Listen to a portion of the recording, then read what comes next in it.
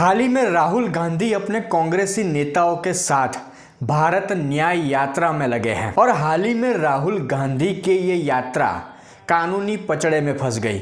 शायद आपको social media के माध्यम से, टीवी मीडिया के माध्यम से पता ही होगा। पर इसके बीच जो सबसे बड़ी बात सामने निकल कर आ रही है वो ये है कि क्या राहुल गांधी, क्या कांग्रेस लोकसभा चुनाव से पहले देश में दंगा करवाना चाहती है। और इसी विषय पर कुछ अहम बातें इस वीडियो में मैं आपके सामने रखूंगा।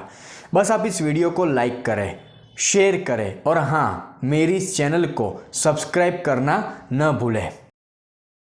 अब हाल ही में राहुल गांधी की भारत जोड़ो न्याय यात्रा कानूनी पचड़े में फंसी असम में, जहां पर 18 जनवरी 2024 को इस यात्रा और इसके मुख्य आयोजक केबी बाइजू पर एफआईआर दर्ज की गई। असम पुलिस ने ये एफआईआर इसीलिए की कि इस यात्रा के लिए जिन रास्तों का चयन किया गया था उन रास्तों पर यह यात्रा तो निकली, पर सरकारी दिशा निर्देशों का उल्लंघन करते हुए। साथ ही साथ जो चयन किए गए रास्ते थे उसे छोड़कर राहुल गांधी ने अपनी ये यात्रा दूसरे रास्तों पर निकाली जहां पर उन्होंने परमिशन नहीं ली थी। अब राहुल गांधी ने यात्रा के लिए अचानक रास्ता बदला तो काफ़ी बाधा पैदा हो गई, भीड़ अनियंत्रित हो गई। साथ ही साथ कहा तो ऐसा भी जा रहा है कि भारत जोड़ो न्याय यात्रा में शामिल कांग्रेसियों ने असम में ड्यूटी पर तैनात पुलिस कर्मियों पर हमला भी कर दिया।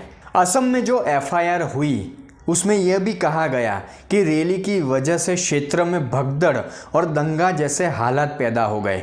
पुलिस ने रैली आयोजक केबी बाइजू के नेतृत्व वाली रैली पर आपराधिक साजिश के तहत भीड़ को उकसाने का भी आरोप लगाया है। असम पुलिस के एक अधिकारी ने बताया कि यात्रा को केबी रोड की ओर से जाने की इजाज़त नहीं थी। इस रोड पर यात्रा के पहुंचने के कारण हालात काबू से बाहर हो गए। अचानक भारी भीड़ की वजह से कुछ लोग गिर गए और भगदड़ जैसे हालात पैदा हो गए। अब राहुल गांधी की इस यात्रा के बारे में जो खास बात कही जा रही है कि इस यात्रा में जो लोग शामिल हैं या जो लोग शामिल होते आ रहे हैं, जहाँ जहाँ भी रैली या यात्रा इनकी निकल रही है, कोई शहर हो, कोई राज्य हो, जो भी इसमें शामिल हो रहा है वो सारे ज़्यादातर लोग मुसलमान हैं। एक खास समुदाय को ध्यान में रखकर, एक खास वोट बैंक को ध्यान में रखकर इस यात्रा का आयोजन किया जा रहा है। और असम में जब यात्रा निकली तब यही कहा गया कि इस यात्रा के दौरान खासकर एक विशेष समुदाय के लोग देखने को मिले, मुसलमान एवं बांग्लादेशी लोग। अब ये मुसलमान बांग्लादेशी वाली जो बात है, साथ ही साथ दंगा वाली जो बात है, वो सारी बातें कहीं ना कहीं सच नज़र आती है। क्योंकि अब लोकसभा के चुनाव को देखिए, लोकसभा के चुनाव काफ़ी करीब है और ना कांग्रेस की तरफ से कोई ऐसा चेहरा, राहुल गांधी को भले ही कांग्रेस प्रमोट कर रही हो, पर राहुल गांधी में वो दमखम है ही नहीं कि देश के लोग उन पर यकीन करें, देश के लोग उनको वोट दें, उनके नाम पर वोट दें या उनको सत्ता में बिठाए। और जो विपक्षी गठबंधन बना है, इंडिया अलायंस बना है, वहाँ पर भी कांग्रेस अलग थलग है, बाकी विपक्षी दल, बाकी विपक्षी नेता अलग अलग है। दोनों के बीच कोई ज़्यादा ट्यूनिंग देखने को नहीं मिल रही। इंडिया अलायंस का चित्र देखा जाए तो ये साफ नज़र आता है कि जो अन्य विपक्षी नेता है उनको कहीं ना कहीं ये मंजूर नहीं कि राहुल गांधी इंडिया अलायंस के प्रमुख नेता बने, मतलब कि पीएम उम्मीदवार बने। और दूसरी तरफ कांग्रेस लगातार राहुल गांधी को प्रमोट करने में लगी है।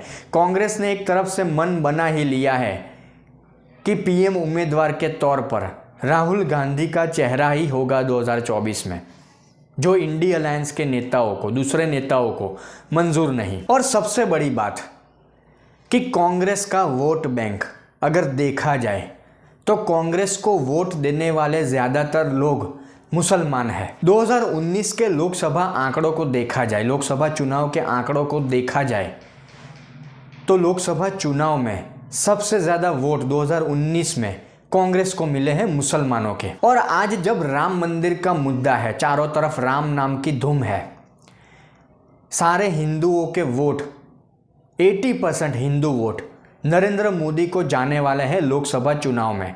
ये तो पक्का हो चुका है। तो अब कांग्रेस के पास, राहुल गांधी के पास अपनी जो वोट बैंक है, मुसलमानों की वोट बैंक, उसके अलावा और कुछ बचता नहीं। और इसमें भी कहानी में ट्विस्ट ये है कि ज़्यादातर मुसलमान भी आज के दौर में, आज के वक्त में नरेंद्र मोदी का साथ देते नजर आ रहे हैं। 2024 के चुनाव में नरेंद्र मोदी को वोट देने का मन बना चुके हैं। तो कांग्रेस के लिए तो यहाँ खाई, यहाँ कुआं जैसी स्थिति है। और 2023 की बात करें, पूरा साल आप देख लीजिए, कांग्रेस ने बहुत सारे एजेंडा, बहुत सारे प्रोपोगेंडा चलाए नरेंद्र मोदी को बदनाम करने के लिए, नरेंद्र मोदी की छवि को बिगाड़ने के लिए, कि 2024 के लोकसभा चुनाव में नरेंद्र मोदी के खिलाफ देश की जनता का गुस्सा निकले, नरेंद्र मोदी सत्ता से दूर हो। पर सारे एजेंडा, सारे प्रोपोगेंडा कांग्रेस के फेल हुए। कांग्रेस की बात, राहुल गांधी की बात, उनके नेताओं के अलावा, उनके कार्यकर्ताओं के अलावा देश की आम जनता सुनना पसंद नहीं करती। देश की जनता को राहुल गांधी में, कांग्रेस में कोई दिलचस्पी नहीं। तो अगर कांग्रेस लोकसभा चुनाव से पहले देश में दंगा करवाती है, क्योंकि इनकी पुरानी राजनीति है, आप कांग्रेस का इतिहास उठाकर देखें कि राजनीति चमकाने के लिए कांग्रेस के राज में, हमारे देश में कई बार बहुत गंदे, बहुत खतरनाक दंगे हिंदू और मुसलमानों के बीच हुए हैं। तो आने वाले वक्त में देश के किसी कोने में, देश में अगर इस तरह की घटना होती है, इस तरह का कुछ होता है, तो इसमें हैरान करने वाली कोई बात नहीं होगी।